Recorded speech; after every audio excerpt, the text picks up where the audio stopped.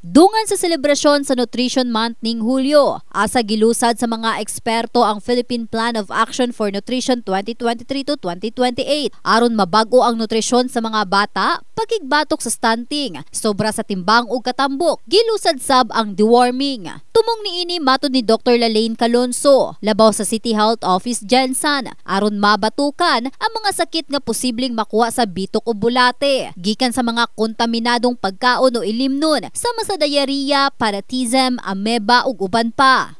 Yung meron mga worms sa tiyan. That is one. Second is it also cause mga disease entity like such as mga diarrhea. And we have yung tinatawag nating Entamoeba histolytica, or we call it our ameba. Meron tayong tinatawag na dysentery, cholera, and other acute gastroenteritis disease. Edad 1 hangtod 19 anyos ang kwalipikado sa pagpapurga. Asa maglibot-libot sumala pa ang mga health workers aron sa pag-apod-apod sa maong tambal. Kada July, importante jud kayo dili lang para sa mga bata, kundi para po sa mga adult o sa mga nanay.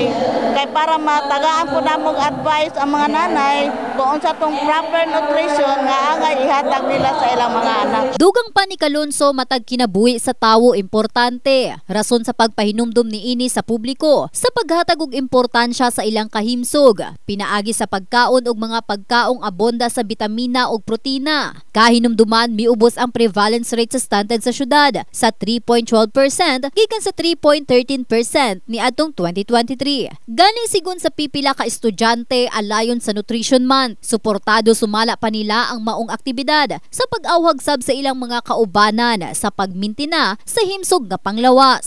Na even though na mga problems we should be able to be healthy every day, ma'am, na we should balance our gina-eat, our health, na maging okay tayong baskog ta every day. To give information sa mga students kung about sa ilang health, kung okay pa ba or dili na. Nananawagan tayo sa lahat ng mga the population itself. It is not only the mother, the father, all of us here working together for the nutrition of our children.